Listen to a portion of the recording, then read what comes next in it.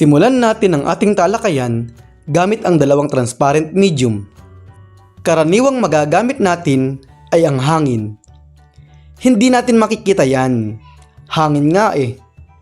At saka salamin. Yung glass ha, hindi yung mirror. Transparent medium nga eh. Kung ang incident ray ay mula sa isang transparent medium at tutungo sa isa pang transparent medium, dadaan ito sa isang boundary. Sa boundary, ang ilang bahagi ng light ray ay maire-reflect. Ang ibang bahagi naman ay papasok sa pangalawang medium. Ito ay maire-refract. Ang nairefract na bahagi ng light ray ay tatawagin nating refracted ray. Makikita natin na ang incident ray, reflected ray, at ang refracted ray ay mga nasa parehong plane. Ang incident ray at reflected ray ay tatalima ayon sa law of reflection. The angle of reflection is equal to the angle of incidence. Subalit sa refracted ray ay may dalawang mangyayari sa sandaling ito ay pumasok sa boundary. Una, magbabago ito ng bilis o velocity kumpara sa velocity ng incident ray.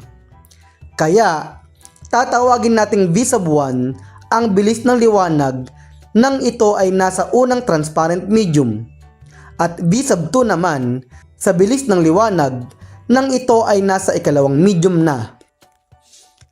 Pangalawa, magbabago ito ng direksyon kumpara sa direksyon ng incident ray.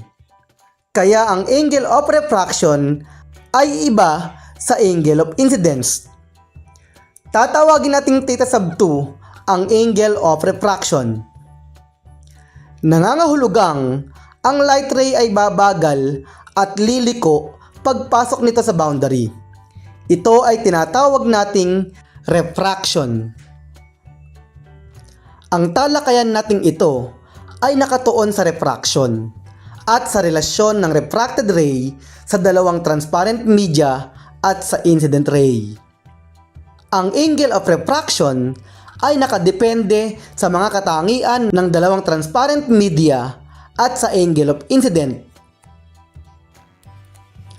Upang makita natin ang relasyon ng angle of refraction sa dalawang transparent media at sa incident ray, gagamitin natin ang prinsipyo ng wavefront.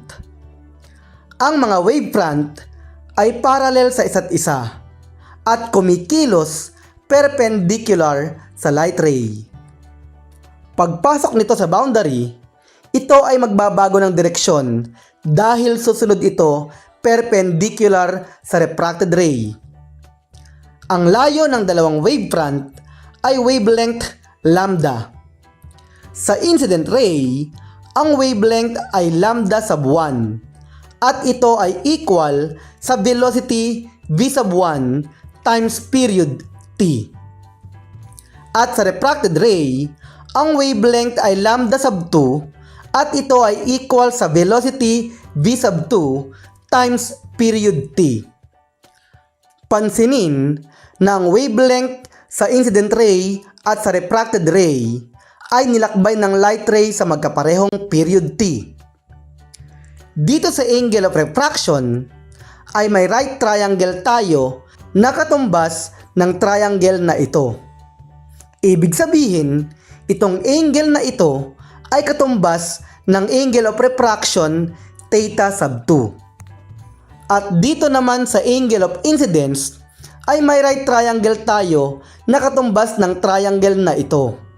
Ibig sabihin din, itong angle na ito ay katumbas ng angle of incidence theta sub 1. Ang opposite side sa angle theta sub 1 ay ang wavelength v sub 1 t at ang opposite side naman sa angle theta sub 2 ay ang wavelength v sub 2 t. At ang hypotenuse side ng dalawang right triangle ay iisa. Gamitin natin ang h para sa simbolo ng hypotenuse.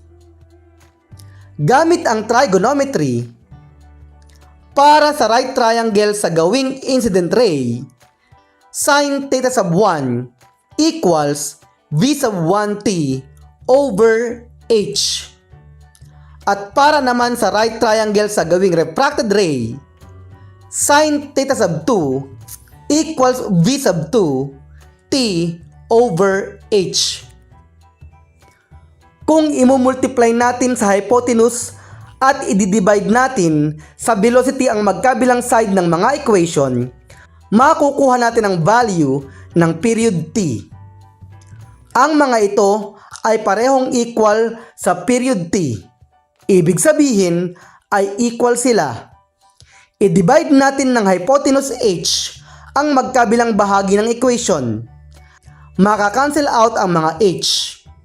Gamit ang cross multiplication, ang equation ay magiging sin theta sub 2 over sin theta sub 1 equals v sub 2 over v sub 1. Ang relasyon ng angle of refraction sa dalawang transparent media at sa incident ray ay nakabatay sa equation na ito. Halimbawa, kung ang angle of incidence ay equal sa 30.0 degrees, ang velocity sa unang transparent medium ay equal sa 2.99 times 10 raised to 8 meter per second at ang velocity sa ikalawang medium ay equal sa 1.97 times 10 raised to 8 meter per second. Ano kaya ang magiging angle of refraction? Magsisimula tayo sa equation na sin theta sub 2 over sin theta sub 1 equals v sub 2 over v sub 1. Dahil ang hinahanap natin ay ang theta sub 2, imumultiply natin ng sin theta sub 1 ang magkabilang bahagi ng equation. Cancel out ang sin theta sub 1 over sin theta sub 1. By direct substitution, ang v sub 2 ay 1.97 times 10 raised to 8 meter per second. Ang v sub 1 ay 2.99 times 10 raised to 8 meter per second. At ang theta sub 1 ay 30.0 degrees. Ang 1.97 times 10 raised to 8 meter per second over 2.99 times 10 raised to 8 meter per second ay equal sa 0.659. Ang sin 30.0 degrees ay equal sa 0.5. At ang 0.659 times 0.5 ay equal sa 0.329. Upang makuha natin ang value ng theta sub 2, ay i-divide natin ng sin ang magkabilang bahagi ng equation. Cancel out ang sin over sin. At ang sin raised to negative 1 times 0.329 ay equal sa 19.2. Kaya, ang angle of refraction ay 19.2 degrees. Gusto niyo pa ba ng mga video na nakakataba ng utak? Ano po ang hinihintay nyo? Subscribe na!